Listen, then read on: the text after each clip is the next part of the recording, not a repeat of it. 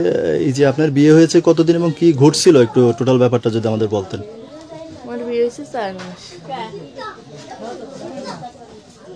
তারপরে এই 4 মাসে মানে আপনার সঙ্গে আপনার শ্বশুর কি করছে এবং সর্বশেষ আপনার বোনের সাথে কি হয়েছে একটু সেটা বলো। মানে এই 20 দিন আগে বাসায় কেউ ছিল না, মানে সন্ধ্যার দিকে ওরকম সময় কেউ থাকে না, যে যার কাজ শেষে সবাই মনে করেন আমার শাশুড়ি গেছিল পাড়ায় রাত্রিবেলা কাজ শেষে, অনেক কাজ শেষে গেছিল, আর সবাই দোকানে গেছিল। দাদি মনে করেন মুরব্বী মানুষ বাড়ি থাকে না, আর আমি বাথরুমে গেছি। বাথরুমে এসে মানে ঘরে গেলাম, লাইট জ্বালানি ছিল, আর সব করে দরজা দিয়া একটা করে লাইট জ্বালানি। তো ওই ঘরে আমি এসে দেখি বাথরুমে এসে দেখি লাইট লিভে না। তখন পিছনেরটাই কে জানি এসে আমার জোড়ায় ধরছিল। এখন মানে আমি তো আমার শ্বশুরের চিনি কেরম কি মানে কেরম হাইট এসব তো জানি। এখন আব্বুরে দেখছি, তো আব্বু কয় এসব কথা কারোরে না টের পাইছি, এসব কথা কারোর কাছে করার দরকার নেই। আমি হচ্ছে ভয় পেতাম, মানে ওরম যদি আমার সাথে আবার ওই সাথে খারাপ কিছু হয়, এই জন্য বাড়িতে জানাইছি। কয়দিন খাতাম না, বাড়ি আসার কথা বলে আসতে দিত না, মনে করতো মানে আমার অন্য জায়গায় কোনো সম্পর্ক আছে, এর জন্য এরকম করি। তারপরে মা গেলে কইছি, দাদি যে নিয়ে আসলো দাদির কাছে কইছি। তো এখানে মা আগের মান সম্মানের বইতে আবার বুঝই করে আমার আবার দিয়ে বেড়েছে। আর হনে কইছি, হনে কেউ বিশ্বাস করিনি। যদি কই যে আব্বু এরম করছে, তার সালরে যদি কই তাহলে ধরে মারে, কই কি যে আমার আব্বু এরকম করতেই পারে না, তুই এসে নাটক করিস, এই সব বানাই করিস। তারপরে হেনতে যার নদী আমার ভয় করতো, কোথাও যে আমি যাবো না, মানে ভালো লাগে না, এসে তো যদি খারাপ কিছু হয় তার জন্য আমার বোনকে দিছিল। তা জানতাম না যে ওর সাথে এরকম হবে। বোনের সাথে যেদিন ঘটনাটা ঘটছিল সেই দিনকে কি ঘটছিল একটু বলেন তো, আপনি রাতে উঠে কি দেখছিলেন? ও মানে সিয়ারির পর আপনারা কি একই রুমে ঘুমাইছিলেন? হ্যাঁ, আমরা 3 জন একই সাথে ঘুমাইছিলাম। সিয়ারির পর মানে সেদিন সিয়ারি খাওয়ার জন্য আমার কেউ ডাক দিইনি।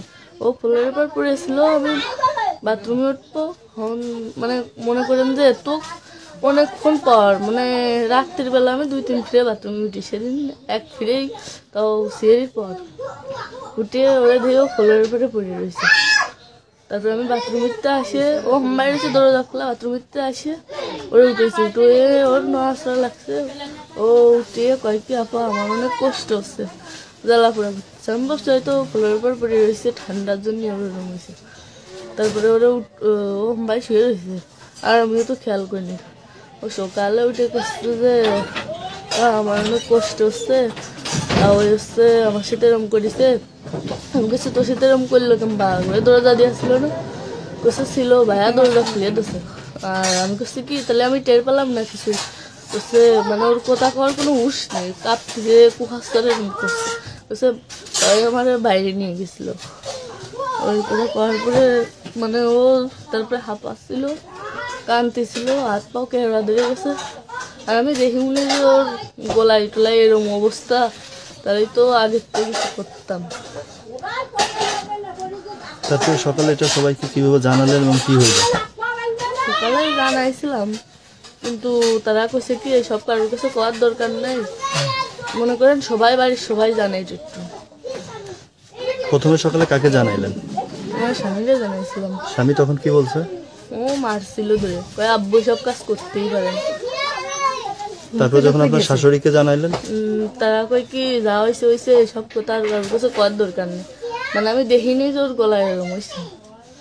তারপরে একটা আপু আসলো, মানে বাড়ি কেউ ছিল না, সকালের দিক যে যার কাজে, মানে কাজই ওই দিন এতই কাজ পড়ে গেছিলো, বাড়ি কেউই ছিল না, আমি আর আমার বোন ছিলাম। তারপরে আম্মুরে ফোন করতে যাবো, কাঁদতেছিলাম, একটা আপু আসলো। আর আমার ভাসুর হচ্ছে ওরা দেখলো, আসিয়ারে দেখলো, কোনতে আসলো, আপু আসলো, ও আসলো, আসে ওই আপুর সাথে ঘুরে গেছে। বলছে আপু দেখেন তো এরম করতেছে কে, ওরা ওরম করতেছে, ওরা দেখেও হাসতে হাসতে বাইরে এলো। তারপরে আপু কোসে কি আসিয়া এরম করতেছে, ওরা বাইরে নিয়ে আসো। আমি কোসে আপু দেখেন ওর অনেক ব্লাড ভাঙতেছে। তারপরে ওরা বাইরে নিয়ে আসার পর দেখ গলায় অবস্থা। তারপরে কাউরে ডাক্তার বাড়ি নেওয়ার জন্য পায় না। আমার শাশুড়ির কোয়ান্টি খুঁজে খুঁজে নিয়ে আসে, তারপরে ডাক্তার বাড়ি নিয়েছে। ডাক্তার বাড়ি নেওয়ার পর বাড়ি মনে করেন আমার শ্বশুরদের দেখলাম, আম্মু কইছে যে আমারে নিয়ে যাতে হাসপাতালে, আমারে না নিয়ে মানে আমারে কইছে কি তোর যাওয়া লাগবে না, মানে আমি যদি সব কিছু কয়ে দিই এখন আমার ভয় উঠাইছিল। মনে করেন ওরা তো একবারে মারিয়ে ফেলতে চাইছিল আসিয়ারে, মানে সিয়ারি খাওয়ার আগে এরকম হয়েছে ওরে মনে করেন সিয়ারি মানে কেউ টের পাইছে, বাড়ির পাশেই তো বাড়ি আছে, ওর জন্য ওরা সারিয়ে দিচ্ছে অল্প একটুর জন্য, ওর খালি এখন পেটে নিঃশ্বাস আছে। মরে গেলে ধরেন কোনো জায়গায় সারিয়ে থুতো, হয়তো রাত্রি হয়তো যে বাইরে বেরিয়েছে কিংবা কিছু জানি না। আপনার শ্বশুর কি এর আগেও এই জাতীয় ঘটনা ঘটছে আপনি জানেন কিছু?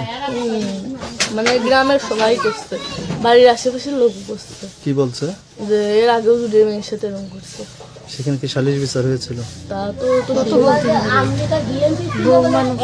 এখন আপনারা কি চাচ্ছেন?